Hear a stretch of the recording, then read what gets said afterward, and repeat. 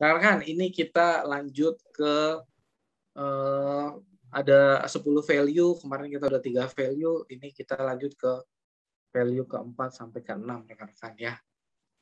Ini saya bacanya senang banget karena apa namanya? Benar-benar jujur gitu. Nah, ini ya rekan-rekan. Jadi value keempat ini ada namanya nilai dari sebuah jaringan. Lalu ada juga bagaimana kita mengembangkan kemampuan bisnis kita. Yang paling penting itu seperti apa sih? Nah, selanjutnya ini value ke-6 ini ada leadership ya rekan-rekan sekalian. Nah, kira-kira tadi juga saya di grup ya. Ada yang masih ingat nggak? Saya share-nya apa?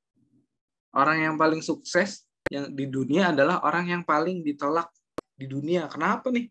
Kok dia paling ditolak malah jadi paling sukses gitu ya. Ini nanti wah banget saya setelah baca buku ini, ya benar ternyata dari kata-kata itu orang yang paling ditolak paling sukses di dunia adalah orang yang paling ditolak gitu. Yuk kita bahas yuk. Kita mulai dari value yang pertama ya rekan-rekan sekalian. Nanti kalau ada pertanyaan mungkin boleh dicatat dulu ya rekan-rekan. Gitu. Oke, ini value yang pertama ya rekan-rekan sekalian, nilai dari sebuah jaringan. Nilai sebuah jaringan. Apa sih nilai sebuah jaringan gitu rekan-rekan sekalian? Ya, saya juga punya buku catatan. Jadi sebelum membahas gitu, saya juga buat catatan-catatan yang perlu saya saya poin gitu. Value keempat nanti. Oke, apa nilai dari sebuah jaringan, rekan-rekan ya? Oke, rekan-rekan. Rekan-rekan, saya punya cerita nih. Ini ceritanya dari buku ini juga sebenarnya gitu, rekan-rekan. Jadi, rekan-rekan, dulu si Robert Kiyosaki ini, rekan-rekan, dulunya adalah seorang sales gitu, rekan-rekan. Nah, nanti kita akan bahas juga kenapa dia tadinya dari pilot angkatan militer, kenapa jadi seorang sales gitu. Ini nanti ada ceritanya. Oke, singkat cerita, ini yang ditampil PPT-nya atau PDF ya, rekan-rekan? Ini udah bagus gambarnya. PPT. PPT-nya udah. Iya. Oke. Ya. Oke, rekan-rekan. Jadi di sini kan di PPT bilang nilai ekonomi jaringan naik secara eksponensial, bukan numerik gitu. Sebelum saya mulai ya, rekan-rekan sekalian, ini saya ada cerita nih, rekan-rekan.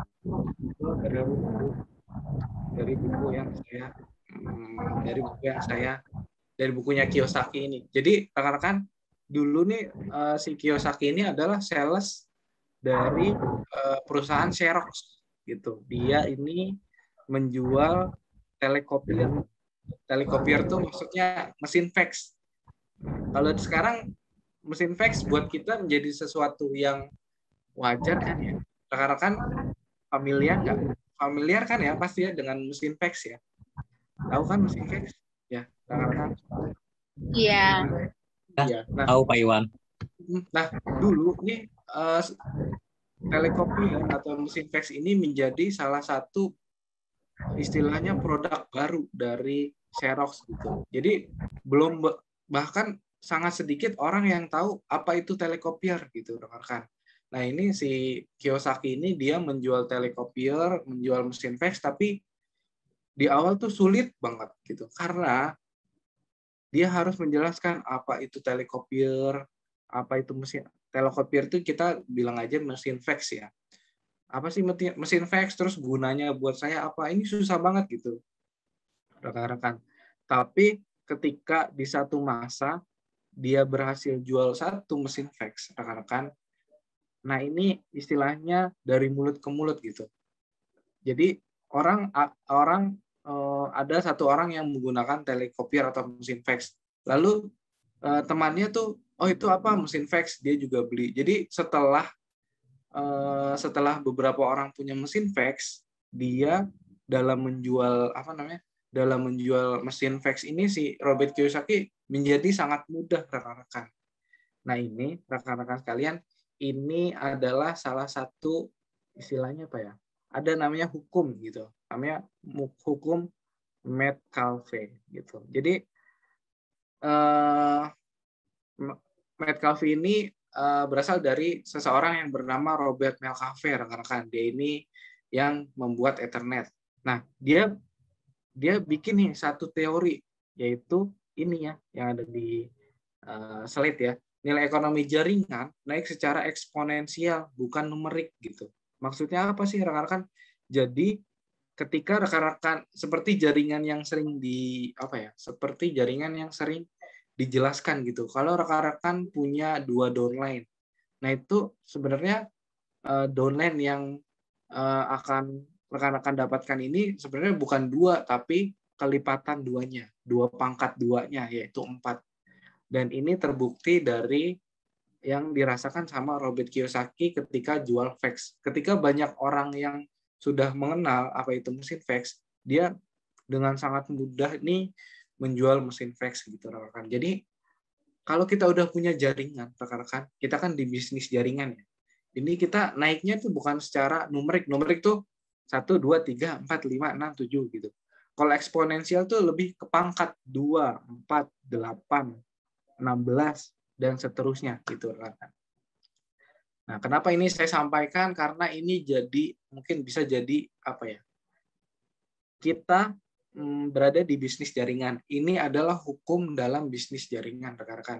Ini menjadi salah satu bukti dari bisnis yang kita jalani. Jadi rekan-rekan, kalaupun istilahnya ya, ini jadi satu motivasi rekan-rekan. Oh, ternyata di bisnis ini kita bisa benar-benar meningkat gitu, meningkatkan jaringan kita secara eksponensial, secara pangkat, bukan lagi numerik gitu, rekan-rekan. Ya. Nah, rekan-rekan sekalian, di buku Robert Kiyosaki ini juga menjelaskan ada beberapa tipe bisnis dari tahun ke tahun, rekan-rekan. Jadi, yang pertama ini bisnis kuadran S, rekan-rekan sekalian. Nah, bisnis kuadran S ini kemarin apa nih? Contohnya, misalnya kita punya menjalankan bisnis buka outlet hamburger ya, buka stand hamburger. Nah, itu bisnis kuadran S atau small business owner gitu. Nah, di sini dibilang Robert Kiyosaki bilang di sini kalau di bisnis kuadran S ini adalah rumah bagi orang-orang yang tangguh. Kenapa sih rekan-rekan dia jadi rumah bagi orang-orang yang tangguh ya, rekan-rekan? Karena gini rekan-rekan. Kalau di buku ada namanya The John Wayne Businessman gitu, pengusaha John Wayne. Jadi zaman dulu tuh ada apa namanya? Ada seri TV yang menjelaskan kalau dia mau terjun ke bisnis tapi dengan caranya dia sendiri gitu, rekan sekalian. Ya.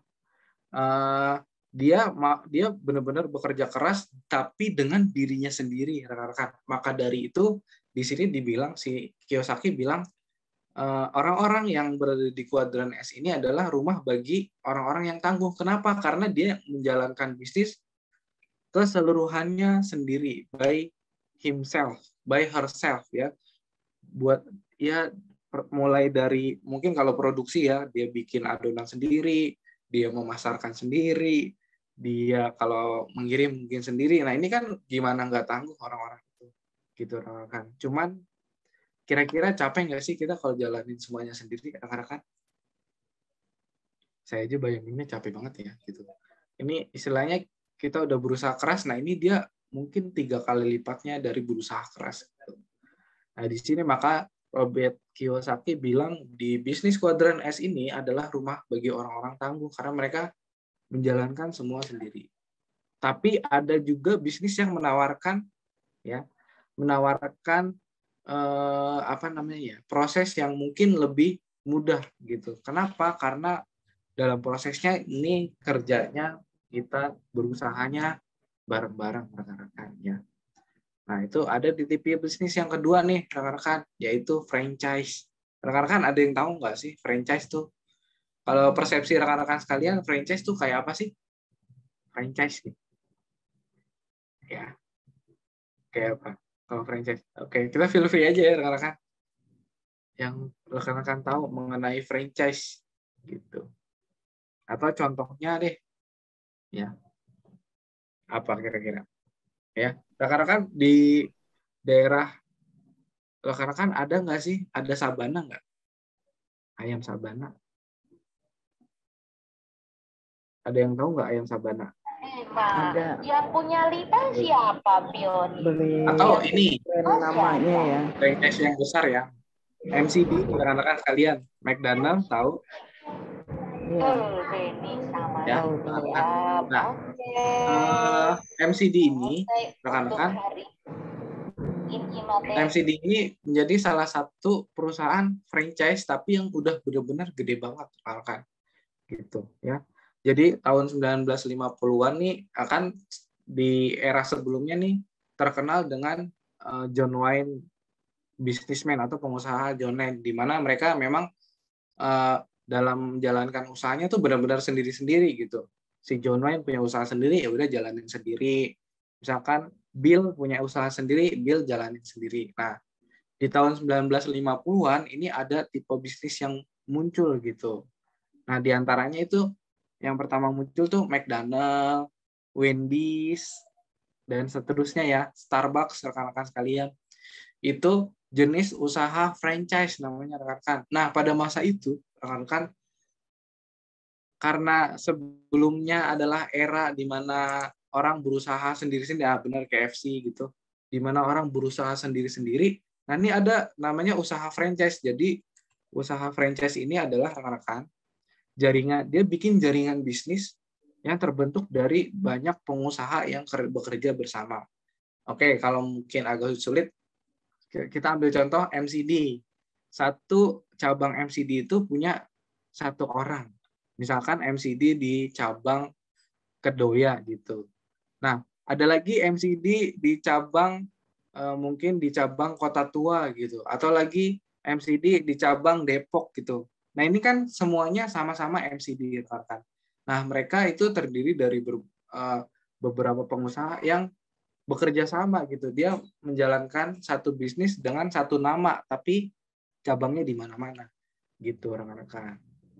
Ya, itu yang dinamakan franchise gitu. Beda namanya, misalkan di dekat rumah kita ada namanya nasi Padang Selera Bundo gitu. Dia jalanin sendiri tuh, dia nggak punya cabang atau franchise di mana-mana. Nah, itu bedanya antara franchise dengan bisnis kuadran S. Nah, ini jadi pada tahun di awal-awal tuh franchise ini malah dibilang ilegal segala macam kan. Ini jadi tantangan seorang yang menjalankan bisnis franchise gitu. Nah, di sini di bukunya Robert Kiyosaki, ya rekan-rekan sekalian, ini dia bilang, as in any new business startup, a franchise is not very valuable until it has more and more franchise gitu, rekan-rekan. Maksudnya apa sih, rekan-rekan? Jadi di awal-awal sebenarnya MCD itu B aja gitu, rekan-rekan. Biasa aja, jadi nggak terlalu dilirik ya, rekan-rekan sekalian, si MCD. Tapi ketika misalkan oh di Depok udah ada MCD, lalu di Tangerang ada lagi nih MCD, di daerah Jakarta Barat MCD ada lagi, di daerah Jakarta Utara ada lagi. Ketika banyak cabang MCD, nah itu dia mulai memiliki nilai di masyarakat. Maksudnya apa? Masyarakat mulai ngelirik, oh MCD di sini ada, di daerah lain juga ada, oh berarti ini bisa dipercaya nih, maksudnya bagus nih gitu. Ini adalah franchise gitu ya, rekan-rekan. Lalu ada tipe bisnis yang lainnya, rekan-rekan sekalian, yaitu network marketing. Ini salah satu tipe kedua dari bisnis jaringan setelah tadi adanya franchise ya, rekan-rekan sekalian.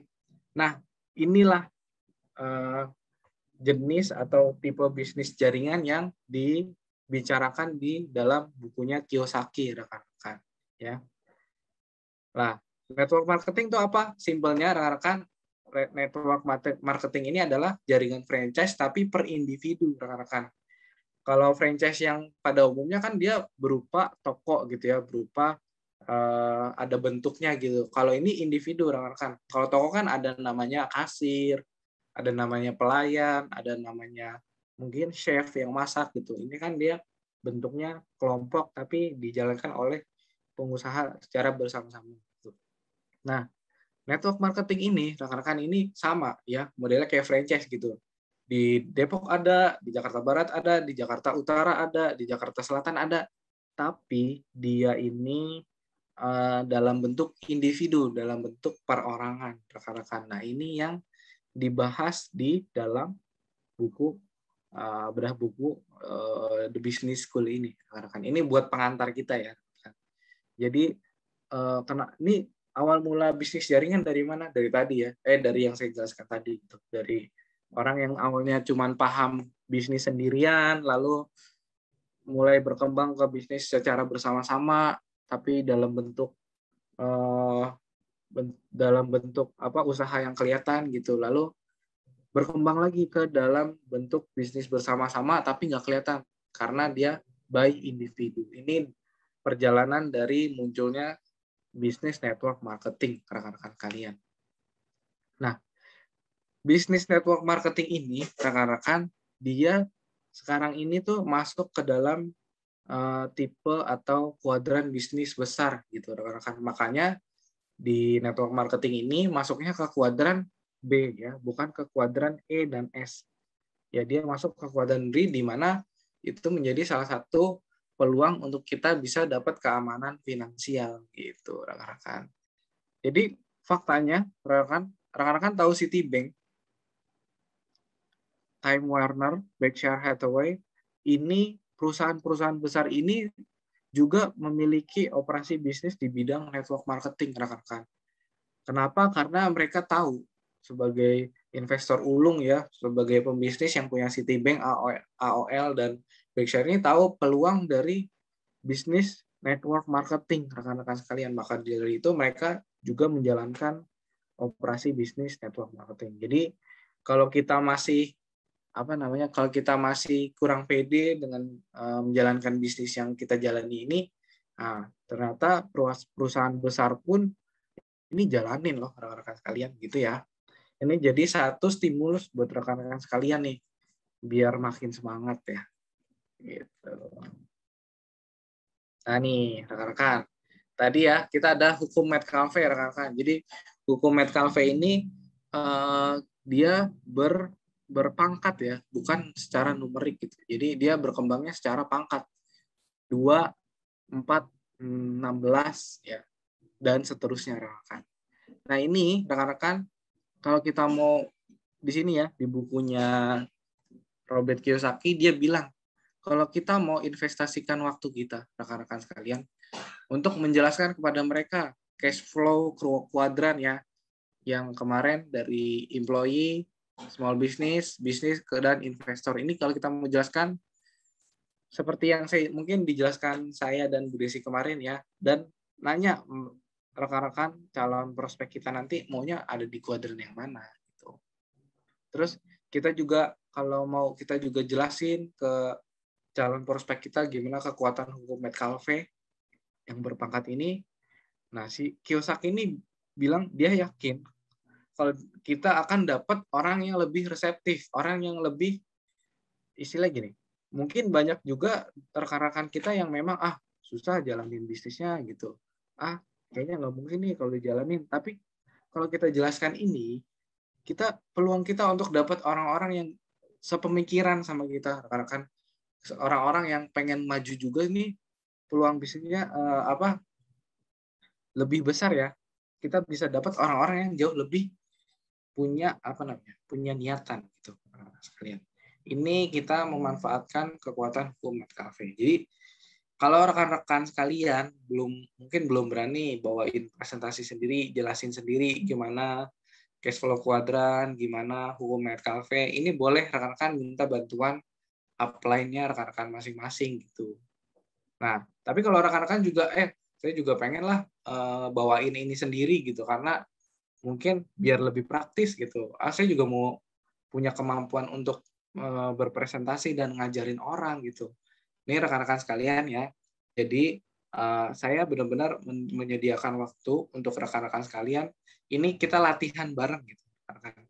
Saya senang banget kalau ada rekan-rekan sekalian yang mau kontak saya terus Mas Ikhwan saya mau latihan presentasi, yuk berdua pun nggak apa-apa. Rekan-rekan sekalian sama saya boleh. Atau kita mau bikin grup kecil, latihan satu sama lain boleh. Gitu. Jadi rekan-rekan intinya ya jangan takut untuk curhat sama saya gitu. Jangan takut untuk bertanya sama saya. Jangan takut untuk sharing. Mas Ikhwan saya minta waktunya untuk presentasi gitu. Nanti ketika memang waktunya sesuai dengan pekerjaan kita ketemu di Zoom meeting gitu rekan-rekan. Jadi yuk nanti habis ini kalau memang ada yang mau latihan presentasi atau mau curhat bagaimana melakukan presentasi boleh banget ya rekan-rekan ya. Tinggal kontak saya aja, nomornya udah ada di WhatsApp ya. Oke, kita lanjut nih.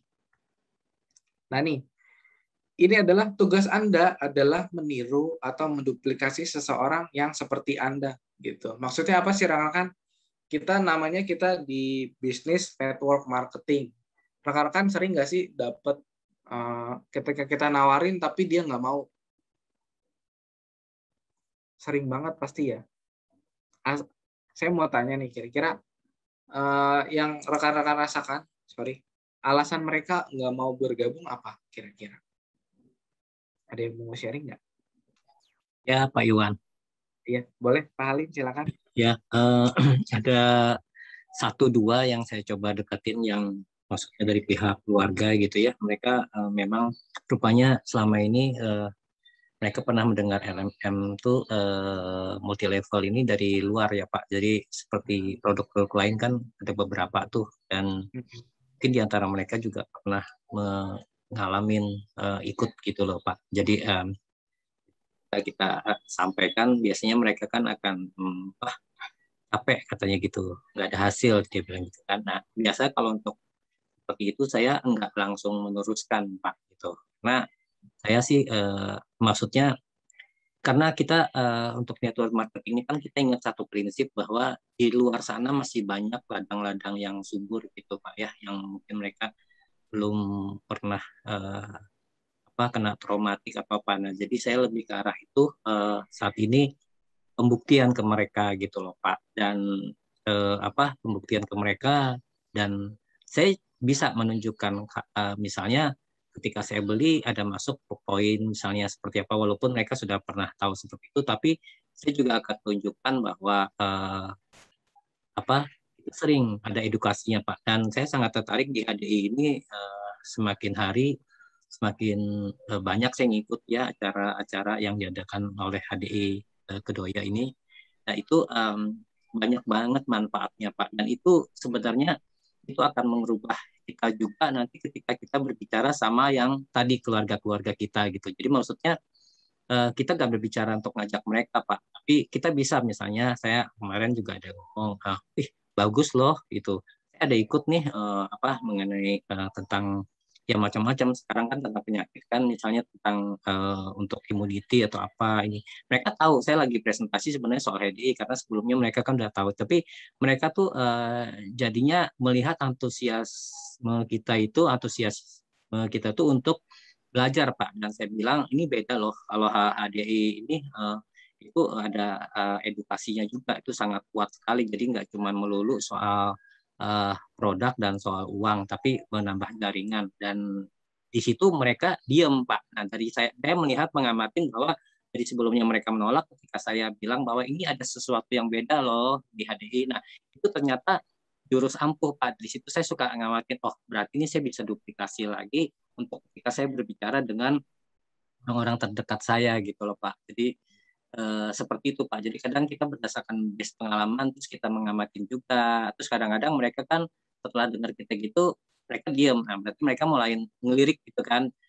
Terus mereka bicara. Nah, kita menjadi pendengar yang baik lagi. Karena mereka melihat bahwa dari kita sendiri itu branding diri kita itu jadi itu jadi lebih bagus gitu. Kalau dulu kan kita rame bicara, tapi ini ketika mereka berbicara kita bisa dengan serius juga mendengarkan cerita mereka yang lain. Bahkan Pak itu menambah bahwa ternyata di HDI ini pasti mereka melihat ada sesuatu value atau nilai yang mereka lihat itu bagus Pak. Nah itu saya rasa seperti itu Pak. Itu pengalaman saya selama 5 hari ini saya bergabung. Demikian Pak Iwan, itu aja. Ya. Makasih banyak nih Pak Ya, Halim untuk sama-sama Pak Iwan, sama-sama. Ya, jadi berarti dari pembahasan yang kemarin ya mengenai pendidikan yang sejati. Maksudnya di bisnis network marketing ini sebenarnya bukan yang kemarin ya, bukan soal uangnya, bukan soal produknya, bukan juga soal apanya kemarin ya. Mungkin yang di MLM luaran itu apa namanya, istilahnya gembar-gemborkan gitu, oh saya berhasil nih dapat ini segala macam, bukan soal itunya aja gitu, Ya, tapi betul Pak, betul. paket pendidikannya rekan. Nah ini bisa jadi satu cara rekan-rekan sekalian untuk apa namanya, untuk melakukan pendekatan gitu, karena kita yang penting kita menduplikasi seseorang yang seperti kita. Maksudnya apa? Kita punya visi, punya pemikiran, memang kita pengen bantu orang lain untuk berkembang, atau kita punya visi sama-sama pengen sukses bareng-bareng, jalankan semua bareng-bareng. Nah, tugas kita adalah kita buat nih orang atau downline kita sama seperti yang kita pikirkan gitu, karena kita punya visi yang sama gitu. Caranya dari mana? Dari melakukan pembinaan, dari sharing gitu rekan-rekan.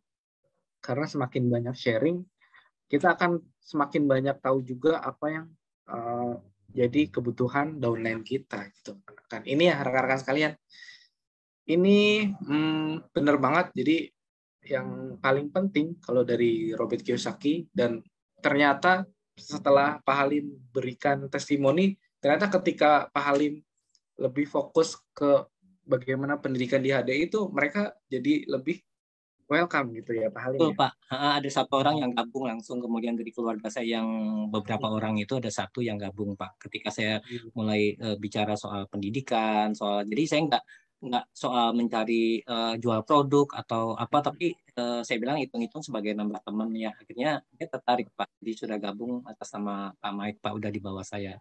Demikian Pak Iwan. Mantap Pak Halim ya. Jadi benar ya rekan-rekan. Sebenarnya rekan-rekan tahu nggak sih? Saya juga belajar ya sebenarnya. Ini rekan-rekan. Sebenarnya salah satu kebutuhan dasar manusia adalah aktualisasi diri rekan-rekan.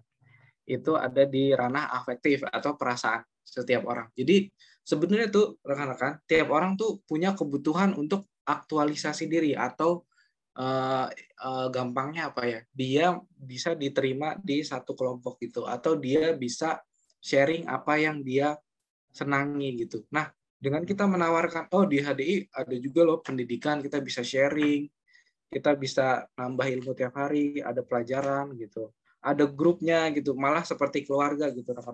Ini mungkin bisa jadi, oh selama ini saya nggak dapet nih tempat atau peluang bisnis yang menyediakan itu gitu, menyediakan paket pendidikan, menyediakan fasilitas kita untuk melakukan sharing. Ternyata di HDI menyediakan nih, otomatis orang, karena kebutuhan, salah satu kebutuhan dasar setiap orang adalah aktualisasi diri, bagaimana dia bisa diterima, bagaimana dia bisa apa namanya, menjalankan apa dia yang senangi, itu bisa nih kita tawarkan di dalam bentuk fasilitas pendidikan yang ada di HDI rekan-rekan sekalian gitu. Jadi konsepnya sama, kita coba jelaskan, kita sharing apa yang kita rasain di HDI. Penolakan itu, sekali lagi, penolakan itu sesuatu hal yang wajar, karena jadi jangan baper dulu gitu. Ya udah, kalau memang ditolak, nah nanti di sini ada nih rekan-rekan. Ini bener, saya setelah baca ini, rekan-rekan, setelah baca part nanti yang saya akan jelaskan, pikiran saya, oh iya, memang kalau jadi istilahnya nggak takut lagi untuk ditolak gitu. Nanti kita bahas ya. Oke, saya lanjut lagi nih rekan-rekan. Nah nih, ide yang lebih baik ya, dengan biaya yang lebih sedikit untuk kita masuki. Rekan-rekan sekalian, bayangin kalau kita mau buka franchise, ada yang tahu Haus, minuman Haus atau kopi kenangan? Ya Pak. Tahu? Iya. Kalau kita mau buka franchise kopi kenangan misalnya, kira-kira modalnya berapa banyak? Banyak banget ya pasti gitu. Dan mungkin kalaupun kita punya modalnya, kita juga harus hitung-hitung banget gitu. Ini modal yang saya keluarin segini, worth it nggak nanti gitu. Atau rekan-rekan mau bikin yang lebih besar lagi, bikin townhouse atau bisnis, kita bikin rumah yang banyak lalu kita jualin lagi. Modalnya berapa? Banyak banget ya. Nah, ternyata rekan-rekan ada ide bisnis yang lebih baik dengan biaya yang lebih sedikit untuk kita jalanin rekan-rekan sekalian gitu. Yaitu adalah membangun bisnis jaringan lebih masuk akal bagi kebanyakan orang gitu. Jadi ide bisnis yang lain adalah membangun bisnis jaringan rekan-rekan, karena seperti yang dijelaskan di buku sebelumnya, ya benar-benar kita nggak pakai modal ya, masuk aja sekarang tuh lagi free ya rekan-rekan ya. Untuk join aja lagi, daftar aja lagi free gitu. Dan modalnya pun nggak banyak gitu rekan-rekan ya. Yang penting apa? Yang penting kita berhasil menemukan orang yang memang mau jalan bekerja sama, mau kerja kelompok sama kita untuk menjalankan bisnis gitu. Ini ide yang lebih baik dibandingkan kalau kita mau buka franchise atau kita mau bikin bisnis yang lebih besar. Jadi network marketing bisa jadi jawaban kita. Nah, ini rekan-rekan, kalau rekan-rekan udah ada bukunya, kalau rekan-rekan bisa pelajari lagi atau mau sharing nih, kayak Pak Halim tadi sharing isi dari yang kita sharing yang kita lagi jalanin, yang kita dapat tuh rekan-rekan, ini bisa jadi daya tarik untuk yang rekan-rekan bisa lakukan gitu ya. Gitu. Ini jadi network marketing ini bisa jadi ide bisnis yang lebih baik gitu rekan-rekan.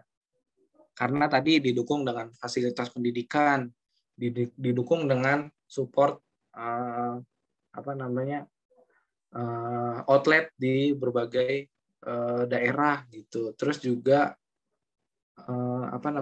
hukum Med Cafe yang tadi berkelipatan ya rekan-rekan sekalian.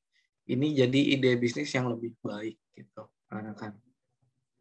Jadi rekan-rekan, saya juga ingetin lagi, mungkin kayak Pak Halim gitu, ada nih satu yang kira dia belum mau join tapi memang kelihatan tertarik gitu. Itu nggak apa-apa kita kasih, kita ajak join untuk bedah buku kali ini, di sesi bedah buku atau di sesi mentoring tuh it's okay rekan-rekan. Jadi istilahnya kalau orang mau beli buah jeruk, dia bisa cobain dulu nih gitu.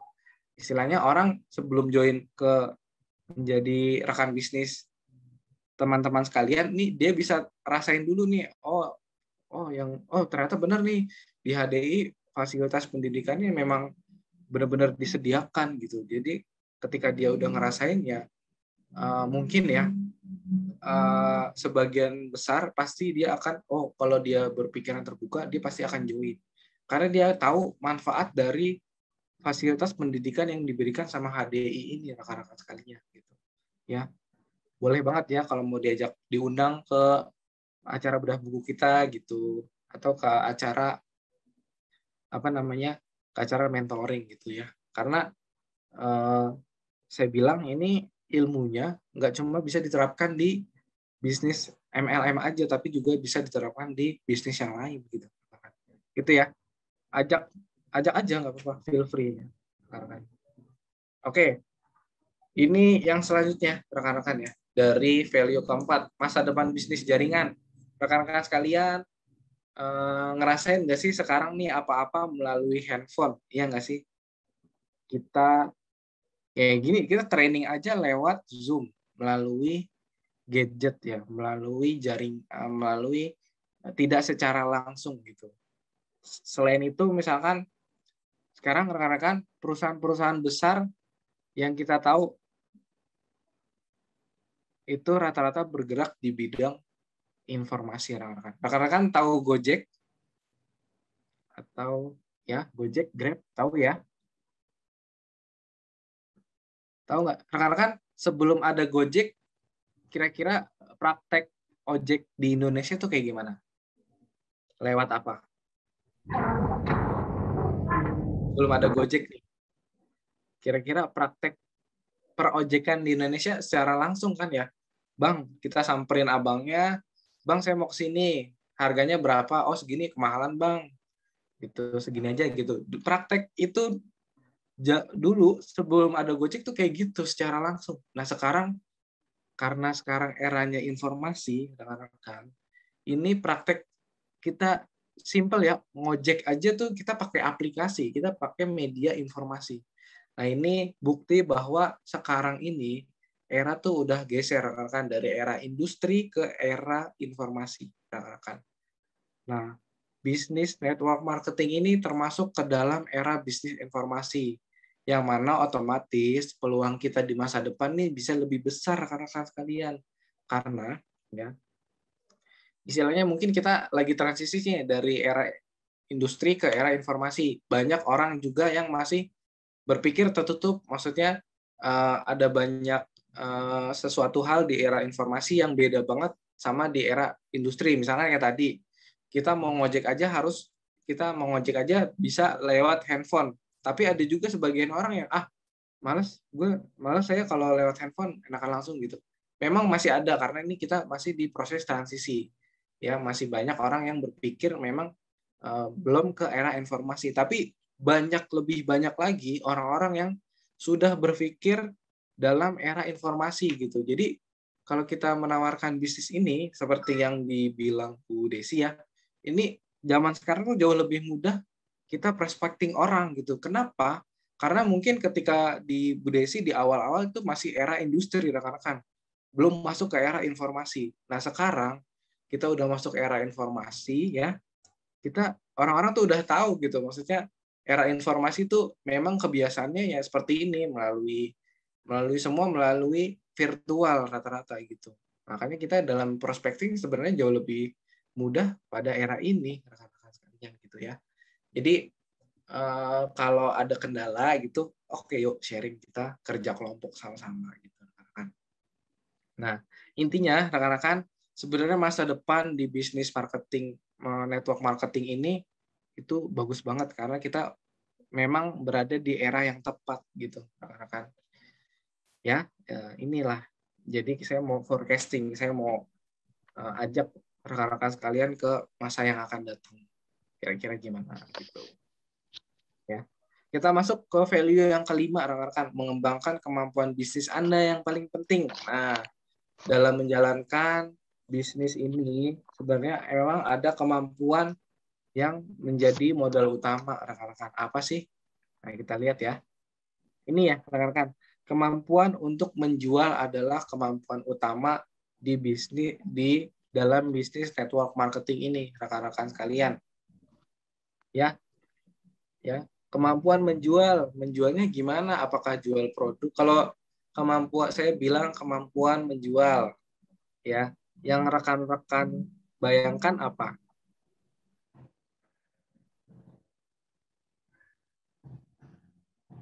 Apa rekan-rekan? Kemampuan menjual yang ada di bayangan rekan-rekan apa? Boleh nih? Boleh banget ya, sharing kira-kira apa?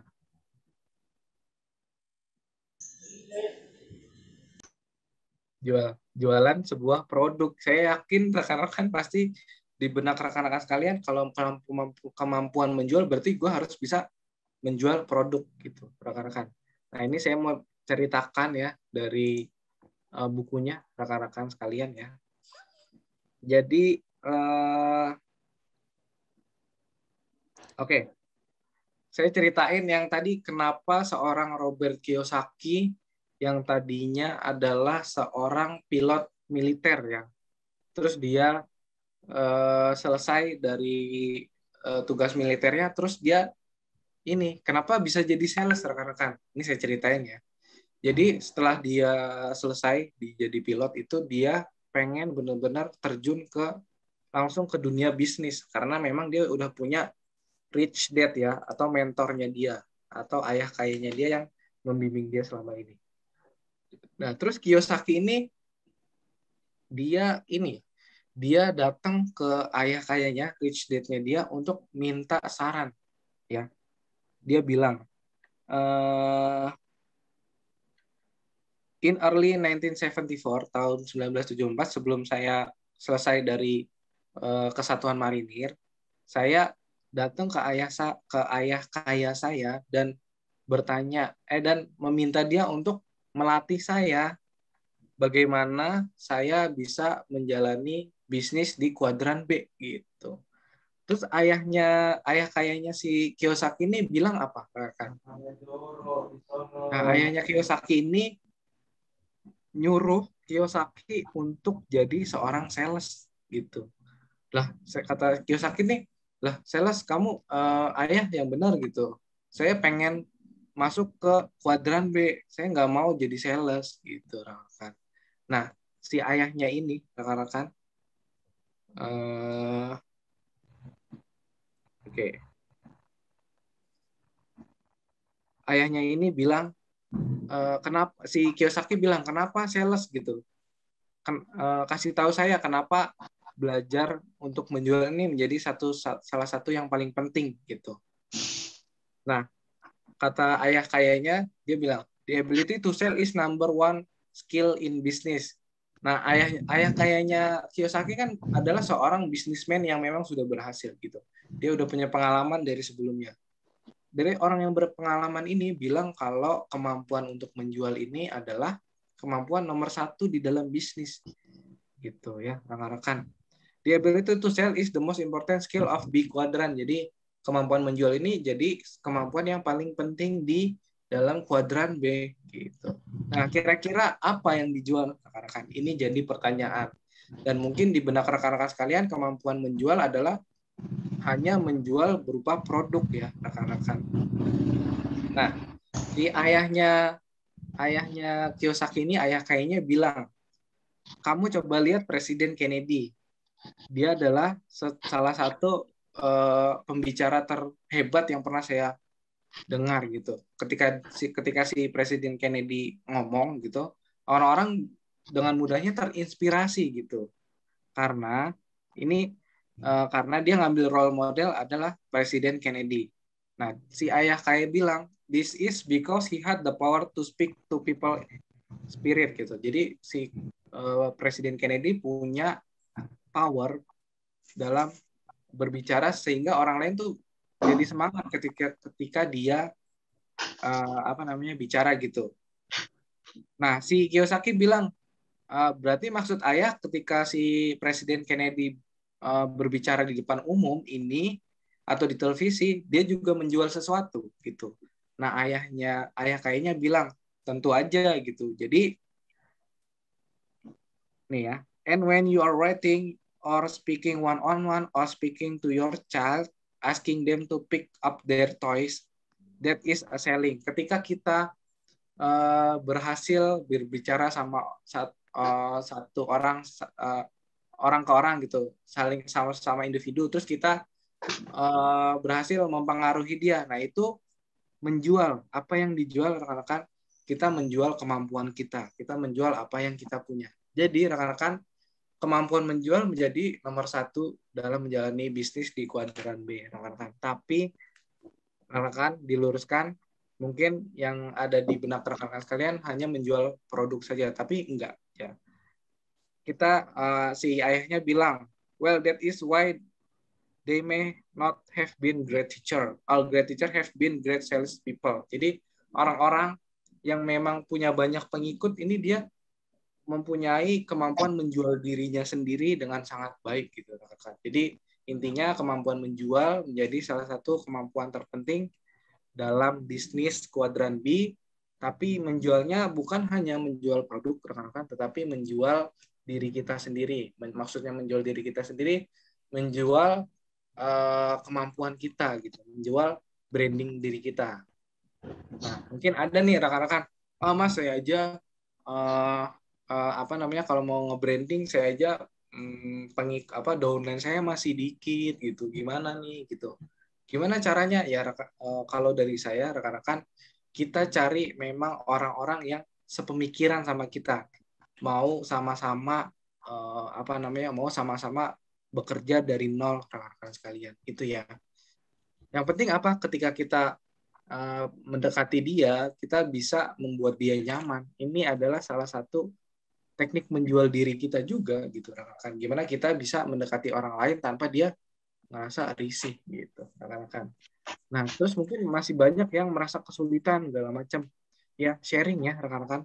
Kita bisa sharing apapun, kita pecahkan masalah rekan-rekan sekalian secara bersama-sama gitu ya. Rekan-rekan. Nah, ini salah satu kemampuan yang mungkin yang menjadi kemampuan utama dalam bisnis network marketing. Ya, rekan-rekan, saya titip pesan jangan jadi down ketika dengar ini, tapi kita sharing lah. Kita sharing apa kendala kita biar kita bisa pecahkan sama-sama nih. Ya, rekan-rekan sekalian. Ini seharusnya jadi apa ya? Jadi titik semangat kita. Oh iya, saya harus bisa nih gitu. Kalau nggak bisa, kita bisa sharing. Kita punya grup ya, kita punya fasilitas pendidikan di HDI yang kita, kalau kita mungkin kita promoin ke orang-orang yang mau kita ajak join. Nah, kita juga harus menjalankan, atau maksudnya kita juga harus punya testimoni jujur ya. Kita jalanin, kita manfaatin fasilitas pendidikan ini. Caranya gimana? Jangan takut untuk sharing, jangan takut untuk bertanya rekan-rekan ya. Atau kalau memang dijawabnya agak lambat ya kita coba jangan baper dulu ya. Mungkin aja memang kesibukan dari upline atau upline kita tuh lagi sibuk banget gitu. Jadi intinya rekan-rekan sharing ya, rasakan sendiri bagaimana fasilitas pendidikan di HDI. Nanti ketika rekan-rekan menawarkan orang lain ya dan ditonjolkan adalah fasilitas pendidikannya, ini rekan-rekan bisa kasih testimoni secara jujur apa yang rekan-rekan sekalian rasakan gitu. Ya, rekan-rekan sekalian. Kita lanjutnya, jika Anda ingin membeli, Anda harus menjual sesuatu terlebih dahulu. Nah, rekan-rekan sekalian, ini yang menjadi mungkin kelemahan banyak orang, rekan-rekan. Banyak orang yang pandai banget dalam membeli, tapi dia tidak pandai dalam melakukan selling gitu, rekan-rekan. Sebenarnya, rekan-rekan kalau di buku ini apa ya? Prinsipnya ayah kayanya Robert Kiyosaki ini, dia bilang gini. Ini ya, saya bacain ya. Poor people are poor because they cannot sell, or they have nothing to sell. The same is true with poor nation. Oke, saya langsung bahasa Indonesia aja. Orang yang miskin ataupun negara yang miskin, karena mereka tidak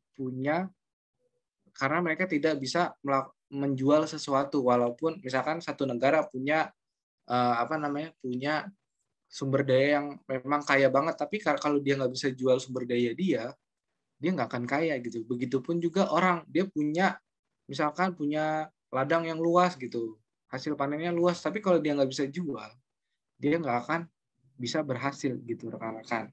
Ya, maka dari itu rekan-rekan, sebelum kita jual, seharusnya kita memikirkan dulu, sebelum kita jual kita harus sebelum kita beli, kita harus menjual sesuatu terlebih dahulu. Maksudnya apa?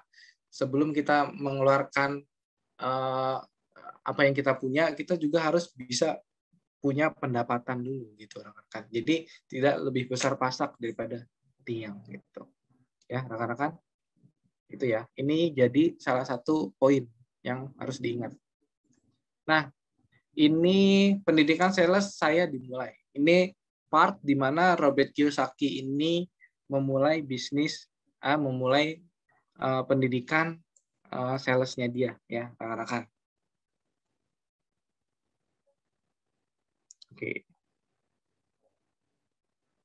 Oke, rekan-rekan, ini ya, rekan-rekan bisa baca juga ya. Belajar untuk menjual dan menghadapi ketakutan untuk ditolak adalah pendidikan terbaik yang saya dapatkan. Belajar menjual mengubah hidup dan masa depan saya. Jadi rekan-rekan sekalian, ketakutan terbesar si Robert Kiyosaki ini sebenarnya adalah dia takut ditolak. Kenapa si ayah kayaknya suruh Kiyosaki ini suruh jadi sales? Pertama karena dia untuk mengasah kemampuan menjualnya si Kiyosaki ini. Nah, sedangkan Kiyosaki ini, ya rekan-rekan sekalian, dia memiliki ketakutan terbesar, yaitu dia takut ditolak. Nah, ini mungkin jadi ketakutan yang sama yang kita miliki ya, rekan-rekan. Tapi rekan-rekan, ya, di sini kalau kita belajar untuk menjual, maksudnya kita prospecting orang banyak sebanyak mungkin dan menghadapi ketakutan kita untuk ditolak rekan-rekan. Jadi istilahnya kita kayak istilahnya treatment gitu. Kita kalau kita fobia sama, misalkan ada terapi. Misalkan ada orang takut ketinggian atau takut dengan gelap. Kadang terapinya ya dia dihadapkan dengan ketakutannya gitu. Nah, sama seperti di sini rekan-rekan. Kalau kita takut ditolak, kita takut gagal gitu rekan-rekan sekalian, caranya adalah ya kita harus menerima penolakan gitu. Karena ketika nanti kita sudah menerima banyak penolakan, kita kayak jadi kebal sendiri gitu rekan-rekan. Ini ya. Ini Robert Kiyosaki, dia belajar untuk menjual dan dia menghadapi ketakutannya untuk ditolak. Dan akhirnya itu mengubah hidupnya dia, rekan-rekan kalian. Ya. Nah, selanjutnya menghadirkan pemenang dalam diri Anda gitu, ya. Rekan. Nah, belajar menjual kalau kita mau mengambil langkah untuk prospek ke orang-orang, menawarkan peluang bisnis ke banyak orang, ini kita juga belajar menghadapi jiwa penakut yang ada di dalam diri kita, yaitu jiwa takut, mungkin ya, takut presentasi di depan orang, takut ngomong di depan orang, atau mungkin takut ngomong di depan orang karena takut ditolak, karena takut gagal, takut malu gitu. Kalau kita semakin sering belajar menjual, kita semakin sering mengambil langkah ya rekan-rekan untuk prospek orang-orang, atau mungkin langkah kecilnya saja rekan-rekan sekalian mau mengambil langkah untuk belajar presentasi sama saya misalkan atau sama upline-nya gitu. Ini rekan-rekan sekalian, ini sembari rekan-rekan belajar presentasi sama saya, belajar presentasi sama upline, ini rekan-rekan juga belajar menghadapi ketakutan rekan-rekan sendiri. Di samping itu juga rekan-rekan juga akan membantu menghadirkan jiwa pemenang dalam diri kita. Percaya deh rekan-rekan, karena kita belum pernah coba gitu rekan-rekan. Ini yang jadi bikin kita takut. Tapi ketika kita udah coba, kita akan merasa lega gitu, dan rasa optimis kita, jiwa pemenang dalam diri kita tuh akan lebih besar ketimbang jiwa penakut kita gitu rekan-rekan. Jadi intinya adalah coba yuk ambil langkah. Kalau memang belum mau langsung prospek ke orang, ambil langkah untuk yuk one-to-one sama saya, untuk belajar presentasi, one-to-one sama upline rekan-rekan, untuk belajar melakukan presentasi. Ketika rekan-rekan sekali aja untuk berani melakukan presentasi, kedepannya jiwa pemenang rekan-rekan nih akan lebih mudah keluar gitu. Karena rekan-rekan udah nyobain, oh gini rasanya gitu. Dan yang paling penting jangan kapokkan ya, karena di sini kita nggak akan diomelin, karena di sini kita akan dibina lagi. Oh kayaknya masih kurang di sini nih, yuk coba lagi gitu. Ya rekan-rekan sekalian, intinya yuk kita coba ambil langkah untuk mulai belajar menjual atau belajar melakukan presentasi ke bisnis kita. Saya welcome, upline rekan-rekan pasti welcome gitu. Tinggal kita atur waktunya aja ya. Ya, tinggal chat saya aja. Ya. Nah, ini yang saya bilang ya, rekan-rekan, penolakan ya, rekan-rekan. Ini yang ditakutkan sama Robert Kiyosaki, rekan-rekan. Berupa apa? Penolakan. Nah, coba kita lihat sebuah penolakan dari sisi yang berbeda, rekan-rekan. Mungkin rekan-rekan atau kita ya, atau Kiyosaki pun dia awalnya melihat penolakan sebagai sesuatu hal yang memalukan mungkin ya, atau penolakan sebagai sebuah kegagalan. Kita lihat dari sisi yang berbeda ya rekan-rekan. Kita lihat penolakan sebagai salah satu tanda kalau kita sudah mulai berkembang rekan-rekan. Penolakan sebagai tanda kalau kita mulai berhasil nih, ada kemungkinan berhasil dari penolakan itu ya rekan-rekan sekalian. Kalau kita menerima penolakan, oh berarti kita sudah mulai berani nih mengambil langkah untuk menghadapi ketakutan kita. Kita lihat dari sisi-sisi tersebut ya rekan-rekan, jangan dari sisi yang negatif gitu. Kalau penolakan, malu nih saya, penolakan, saya gagal, enggak gitu rekan-rekan. Lihat dari sisi yang berbeda. Oh kalau ditolak berarti saya udah berhasil nih, berhasil menghadapi ketakutan saya untuk ditolak, berhasil mengambil satu langkah penting untuk berani memulai gitu rekan-rekan ya.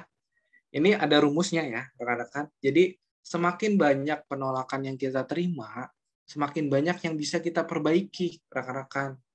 Semakin banyak juga yang kita bisa pelajari, dan kalau kita udah belajar, kita perbaiki, otomatis kemampuan kita akan meningkat tuh. Nah, itu akan membawa kita menjadi semakin sukses rekan-rekan.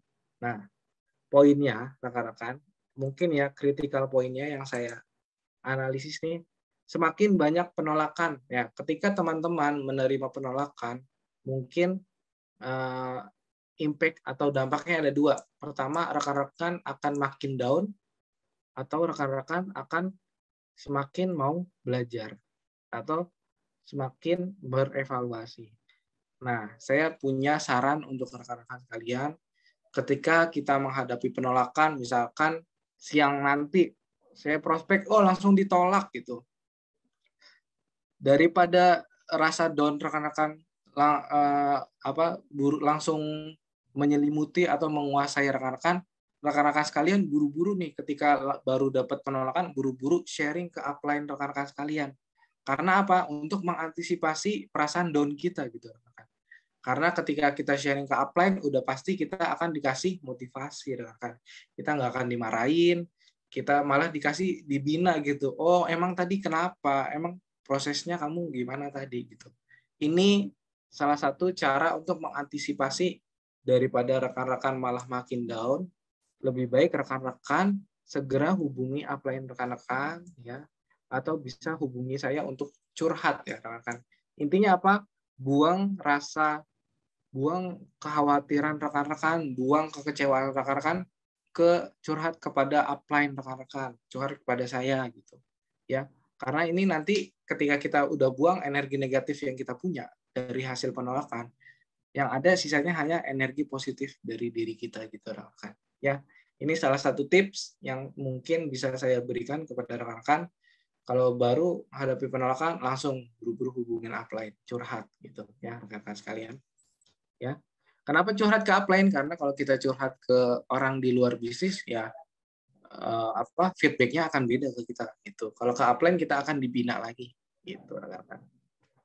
Ya, nah nih orang yang paling sukses di dunia adalah orang yang paling ditolak di dunia, rekan-rekan.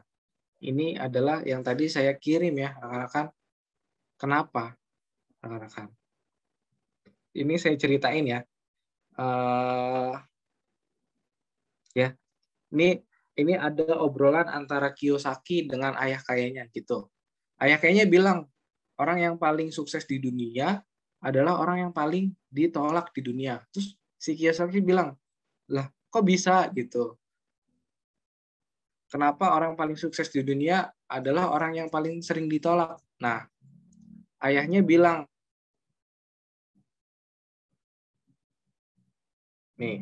ayahnya bilang gini, coba lihat Presiden Amerika. 49% of the voters, 10 million of them vote against him. Dari 49% pemilih, 10 juta orang diantaranya tuh menolak si Presiden Amerika ini. Mereka menolak. Nah, si ayah kayaknya bilang ke Kiyosaki, kamu pernah nggak ditolak sama jutaan orang? Nah, si Kiyosaki bilang, saya nggak pernah gitu. Nah, kalau kamu pernah ditolak sama jutaan orang, kamu akan jadi orang terkenal dan sukses gitu orang-orang ya. Ini kenapa orang yang paling sukses di dunia adalah orang yang paling ditolak, karena semakin banyak dia ditolak, juga semakin lebih banyak juga orang yang mendukung dia gitu rekan-rekan sekalian ya. Di buku ini dibilang gitu ya rekan-rekan. Ya, ini. Jadi rekan-rekan sekalian, saya mau tanya deh. Mungkin penolakan yang kita terima mungkin nggak sebanyak penolakan dari upline kita yang memang sudah berhasil. Itu saya bisa jamin pasti upline kita sudah menerima penolakan yang jauh lebih banyak dari kita. So, kalau kita baru dapat penolakan 1, 2, atau mungkin puluhan paling banyak, itu masih belum seberapa dibandingkan orang-orang yang memang sudah sukses. Karena orang-orang sukses itu sudah pasti pernah merasakan banyak sekali penolakan, teman-teman. Jadi, tadi ya, balik lagi ke sebelumnya, kalau kita di menerima penolakan daripada kita langsung down, lebih baik kita curhat ke upline ya, sebagai untuk membuang energi negatif kita. Gitu ya rekan-rekan sekalian ya. Nah, rekan-rekan, faktanya untuk sebagian besar kampanye pasar massal, penolakan 98% ini dianggap hebat. Ya, kampanye pasar massal. Jadi dia memprospek jadi si Kiyosaki ini dia ngambil volunteer untuk nawarin apa ya? Menawarkan apa? Dia bilang di sini. Kampanye ya. Dia ikut kampanye untuk menawarkan sebuah kampanye. Jadi setiap dia pulang kerja dia ikut secara volunteer atau secara sukarela untuk menjadi orang-orang yang menawarkan kampanye. Nah, dari sini semakin banyak dia menawarkan, semakin banyak penolakan yang diterima. Semakin banyak penolakan yang diterima, dia semakin biasa aja. Nah, di sini faktanya penolakan 98% dianggap hebat. Kenapa? Karena 2%-nya dari banyak yang kita prospek itu juga bernilai banyak gitu. Ya, rekan-rekan sekalian. Maka dari itu, rekan-rekan, anggaplah penolakan sebagai hal yang biasa. Yang penting kita evaluasi kira-kira kenapa kita ditolak, apa yang masih kurang dari kita belajar, kita sharing, kita lakukan lagi. Rekan-rekan. Intinya rekan-rekan,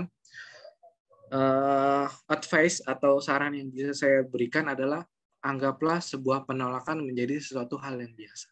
Ya, kalau belum bisa sharing ya, rekan-rekan. Itu ya banyak banget fasilitas yang bisa kita dapetin di sini, rekan-rekan. Ya, anggap penolakan biasa. Kalau emang masih baper, masih agak down pas ketika nerima, sharing ya, rekan-rekan. Ya. Ya mungkin juga pasti banyak juga rekan-rekan yang lain. Oh, saya juga nih ditolak nih. Oh, caranya gimana? Ya, cari, kita bisa berdiskusi, kita cari jalan keluar. Gitu. Ya. Nah, ini rekan-rekan, teaching versus selling, rekan-rekan sekalian. Di sini di bukunya rekan-rekan,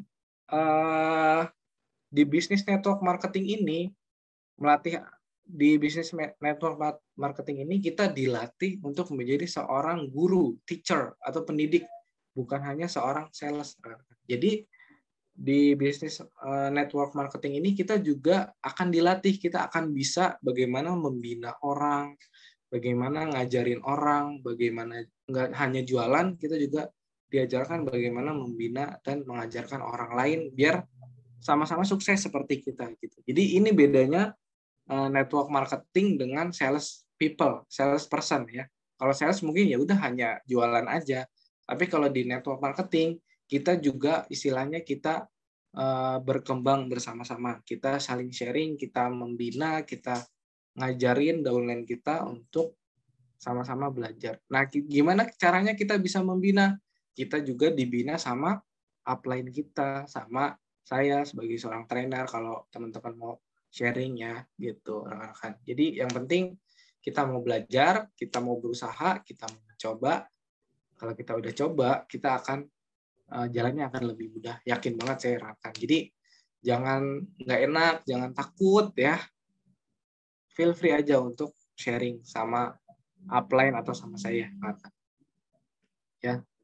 Oke, kita masuk ke value yang keenam, leadership atau kepemimpinan, rekan-rekan sekalian ya. Nah, keahlian leadership di dalam bisnis network marketing, keahlian leadership ini bukan jadi sebuah pilihan, tapi jadi syarat utama dalam bisnis network marketing, rekan-rekan sekalian. Ya, jadi dalam bisnis network marketing atau multi level marketing ini kita harus punya jiwa kepemimpinan, jiwa leadership kita. Maka dari itu rekan-rekan ya, banyak banget training yang disediakan untuk kita. Itu untuk apa gunanya? Untuk melatih jiwa leadership kita, rekan-rekan kalian. Banyak banget fasilitas kayak sharing di grup ini gitu. Ini untuk apa? Untuk melatih jiwa leadership kita, gitu, rekan-rekan. Ya. Manajer bukanlah seorang leader. Nilai terbesar bisnis network marketing adalah pelatihan leadership ya, yang tadi saya bilang, yang memberikan pendidikan, waktu dari para upline leader, dan peluang untuk mengembangkan kemampuan bisnis kita agar sukses di kuadran B. Jadi salah satu kunci untuk sukses di bidang multi level marketing adalah leadership ya. Gimana caranya? Kita udah disediain pelatihan leadership rekan-rekan. Gimana? Ya, kalau rekan-rekan diajak sama upline-nya buat RKH ya mungkin ya. Itu jadi salah satu pelatihan rekan-rekan, pelatihan leadership, bagaimana rekan-rekan bisa memimpin diri rekan-rekan sendiri dalam menyusun RKH. Banyak banget ya pelatihan leadership yang disediakan di HDI ini rekan-rekan sekalian. Jadi kalau ada rekan-rekan yang berpikir, saya nggak punya kemampuan leader, saya bukan seorang leader, saya cuman ibu rumah tangga. Enggak ya rekan-rekan sekalian. Rekan-rekan sekalian, ini leadership ini bukan melihat dari background kita, leadership ini dilihat dari apa yang kita lakukan, rekan-rekan. Leadership terbentuk dari apa yang kita kerjakan sehari-hari gitu. So, banyak pelatihan leadership yang tersedia, rekan-rekan ikuti, rekan-rekan jalani tips-tipsnya, rekan-rekan sharing ketika punya kendala. Gitu rekan-rekan sekalian ya. Jadi feel free banget untuk sharing juga sama saya rekan-rekan apa kendala rekan-rekan sekalian dalam menjalankan bisnis ini. Nanti kita bisa sharing sama-sama.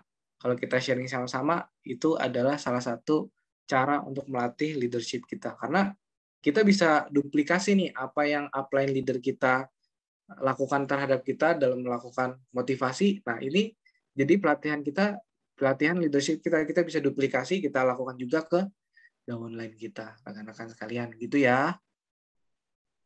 Nah, seorang leader berbicara dengan semangat Anda. Jadi, leader ini ketika berbicara sama kita berasa banget nih semangatnya. Nah, rekan-rekan sekalian, ketika saya baca buku ini, ketika saya baca buku dari Kiyosaki ini, saya benar-benar terinspirasi, rekan-rekan. Saya benar-benar tadinya mungkin masih ada pikiran untuk takut akan penolakan, saya benar-benar udah nggak takut lagi penolakan. Maksudnya, saya pengen coba, malah saya pengen merasakan penolakan itu, gitu rekan-rekan. Jadi rekan-rekan, ketika seorang leader bicara, mereka benar-benar menginspirasi orang untuk keluar dari cangkangnya, keluar dari zona nyamannya, melampaui ketakutan mereka, takut ditolak, takut gagal, takut malu, ya, dan mengajar impian mereka yang membuat hidup layak untuk dijalani. Rekan-rekan, kita punya upline leader yang sangat baik, meluangkan waktunya, menyediakan fasilitas kita untuk belajar ya, rekan-rekan, manfaatkan itu ya, rekan-rekan sekalian. Ya. Jadi memang kalau di bisnis network marketing ini mungkin kita ada yang merasa, kok gue di-push banget untuk prospecting ke orang-orang ya, gitu. Kenapa? Karena memang kita diajak untuk belajar menghadapi penolakan gitu, rekan-rekan. Semakin banyak yang kita tolak, akan semakin banyak kita belajar dari situ, gitu kan. Itu maksud kenapa mungkin kalau dia merasakan, gue kok di-push banget untuk prospek ke banyak orang, karena itu teorinya rekan-rekan, itu hukumnya. Ketika kita semakin banyak merasakan penolakan, kita akan semakin banyak yang bisa kita perbaiki. Semakin banyak yang kita bisa belajar dari situ, dan semakin sukses kita gitu. Yang penting tadi ya, sharing rekan-rekan sekalian. Ya, feel free. Pokoknya jangan ada nggak enak atau apa untuk kita bertanya sama upline leader atau sama saya sebagai trainer di TI dan LSB Group ini, rekan-rekan sekalian. Ya, itu rekan-rekan sekalian yang saya sampaikan ya mengenai isi dari buku ini, rekan-rekan. Ya, terima kasih banyak. Mudah-mudahan ini bisa jadi pembuka mata kita. Kalau kita tadinya takut ditolak gitu ya. Dengan coba mungkin kalau rekan-rekan udah ada bukunya bisa dibaca lagi ya. Nah, ini rekan-rekan bisa mudah-mudahan bisa menjadi pembuka mata kita agar kita untuk lebih berani mengambil langkah, berani untuk menghadapi penolakan. Itu ya, rekan-rekan. Terima kasih banyak rekan-rekan. Mungkin itu saja yang bisa saya